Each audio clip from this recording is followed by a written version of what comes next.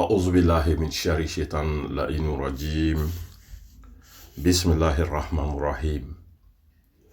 اللهم صل على سيدنا محمد الفاتح لما أغلق والقاتم لما سبق ناصر الحق بالحق والهادي إلى صراطك المستقيم وعلى آله حق قدره ومقداره العظيم.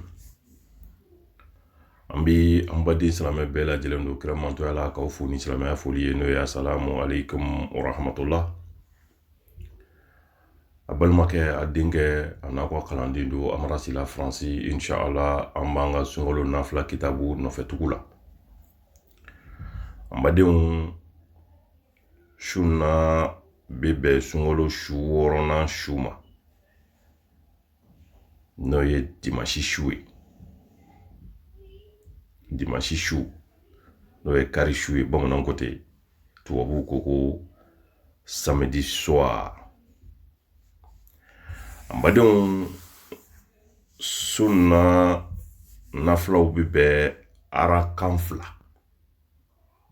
joko fla salamu blako kele ambadon kitabu tikiko akoni silame tieni silame muso min jora nafla in selika ikelen ko faka selji ta ka dafa ibni joy ga seli goloka wal ma ga seli tapika wal ma ga seli debeka mbadon ibe ngani asri no e ka kuma ala fa yitu sukuna iba fo ala mena ika sungolo shuoro na nafla useliye mbani ni fe ika nafla imnenye nafla nun seli ala baraji ba munumbala daraja korota munumbala jurumu yafa munumbala ala joyro munume nafla nun seli lamba yini fe ko dineni bari salame bela jelema ebi tege fla korota ka seklo hakela ajiginto eba fo Allahu akbar mbadon bi fatiya kala ka ban shen kele no ye bismillahir rahmanir rahim alhamdulillahi rabbil alamin arrahmanir rahim maliki yawmiddin iyyaka na'budu wa iyyaka nasta'in ihdina siratal mustaqim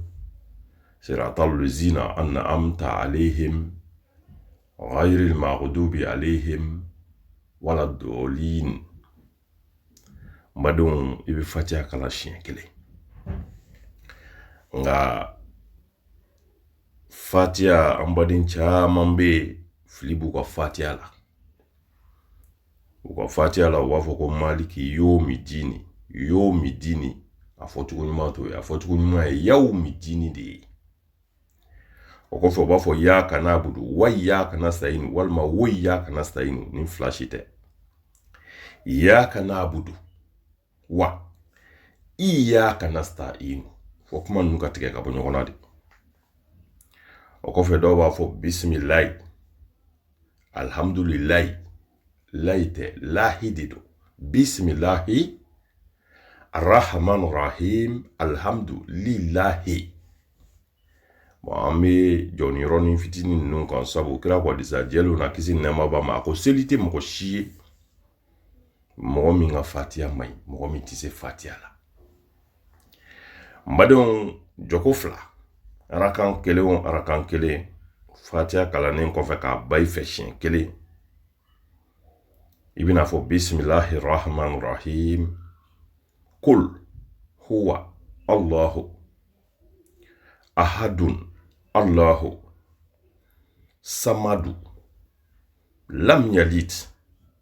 wa lam yulad wa lam yakun lahu kufuwan ahadun ibe kul huwa la suran kalanka da fatiha kan bismillahir rahmanir rahim be kul huwa la suran kelin damnela shienta fatiha shin kele kul huwa Allahu suran oye chien tain joko fla mbadon ni ye jogo flanke ni sigi ka tahiyya kala ka salatu ibrahimiya da ka salamu bla mami ibi tege flaja ala yikoni anyabila aklobila aha dama kasi uticha ya masake mima aklobe bela ale de bi tusukuna ko don ka konda ka kumanye hami munu mbila ire idew izuriyaw ibalimaw ibalima slamew bambagato slame shubela jelen ka tanga kira la kisi nema bama foka sela haraduma do ka be mbalma ke mbalmonso anyina la fe ni munu mehere la ko lu jidi ndi ume munu ka ko wuli ka boka sayen aturu bambela ni do ke slame shuye kana siga ni yere ntanyana domi ni yere faralu ka domi dona do kiye wala bi juru don dugumi abi saratinde mbadon ni do nun kofe ika nyinema ni ka alkiyama bela jelen yirale alala kishini tanga kabo jahannama duni ma nyinne kofe ala fe mbadon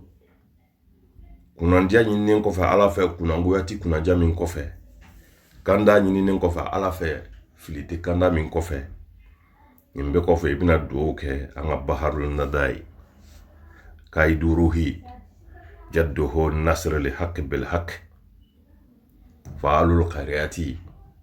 mbadiun alidi welila ko baharul buhuri asid sharif usman madani haidara ana kadimaya ibe do kuye mbadiun ni clara ika do kesila yo bijani mbadiun kitabu tikiko ni islamé tche ni islamé muso minye ni nafla in seli ni seli chogoina salamu la benembe ka blati la mo nya bi no fuye sisa ako klalen ko fe nafla in seli la ako yoroni bela jelena ala taala be yamra di ika kinimolo meleke makere amatul kete bina muno man kinimolo ni numamolo la kinimolo meleke ale ka bara e nyumon sebeli numamolo meleke ale ka bara e jugumon sebeni mbadon yamara bi di kinimolo meleke ma sebeni ke karsa den karsa yi ibla le meminga nyumon seben nade aba fo yama yinga mun sebe aba fo sebeni kai barajila inafo aye arakan bakelen seline ala ye ngal kaba kono arakan bakelen sele al kaba kono minena ne ala fe o baraji seba ka nyuma bara ka faraka nyuma baraji ka arakan kele al kaba kono obina fo ye arakan ba keme de seli je misri tawla ala ni al kaba daraja na bunya ala yo anafu samantia eka jete mina tambalma ke arakan ba keme o yele madro iko sigoroma arakan bakele naja obebe arakan jolima o barajibitima arakan bakele o seli minene alikaba kono o barajibiti na flasel bagama kitabutiki ko ta bani seben klaka kai tuni sebeni ke karsa din karsa ede mi na flanseli inafo aye arakan bakelin seli kira ka misiri kono kisi nema ba madina ni mo mi arakan kelen seli kira ka misiri kono madina kisi nema ba ma o barajino fusamanja bi nafo mo mi arakan bakelin seli misiri dola a barajina fusamantia abina fo momi arakan bakele iyo seli misri tola badu amaba halbi o kofe halbi ya maruali bika di melekema sebeni ke halbi karsa den karsa yi aba fo yama ngamu ngora sebe tukuni a b'a fɔ sɛbɛnni k'a ye dɛ i n'a fɔ nɔrɔ o hakɛ min bɛ tile la ani nɔrɔ hakɛ min bɛ kalo la o mana bɛn min ma o nɔrɔ sɛb'a ye lahara dɔw n'a wulila ni ka bɔ a kaburu kɔnɔ tile nɔrɔ ni kalo nɔrɔ o mana bɛn nɔrɔ hakɛ min ma olu fila faralen ɲɔgɔn kan o nɔrɔ hakɛ bonya la caya la yelen dumanya la olu bɛ bila ɲɛ ka taa n'a ye alijinɛ kɔnɔ n badenw n'i ye nin nafila in seli n'ala y'a minɛ i bolo ni saraba n'u labɛnnen b'i ɲɛ balimakɛ n balimamuso nka a sariti de ye sunkalo mana sa i kana kaba yira jurumu kɛ min bɛ kɛ sababu ye k'i tɔgɔ jɔsi ka bɔ alijinɛ denw fɛ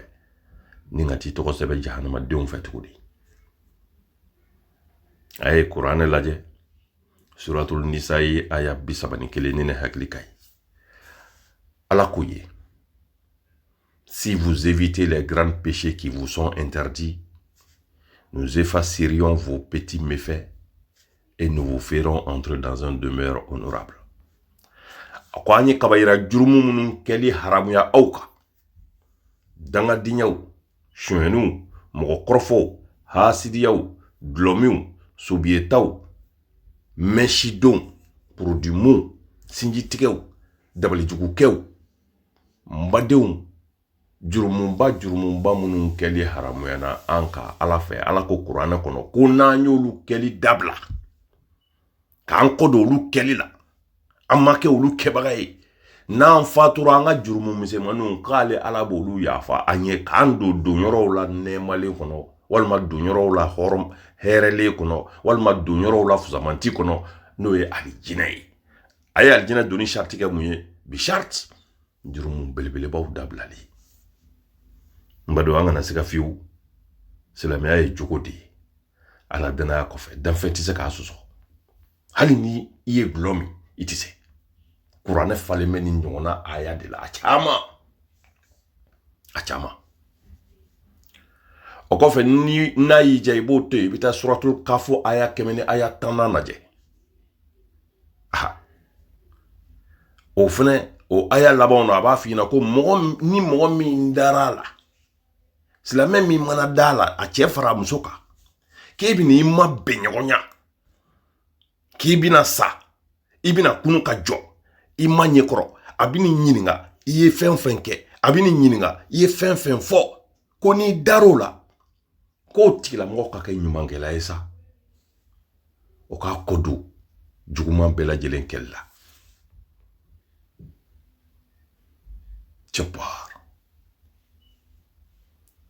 a ko kɔfɛ k'o tigilamɔgɔ kana foyi ni bato ka fara ale kan ale ka ala yala n'i dara la k'i bɛ n'i ma bɛn ɲɔgɔnya k'i kɔ don jurumubaw kɛli la i ka ala bato fana la k'i jija i kana foyi fara ala kan n badenw shirku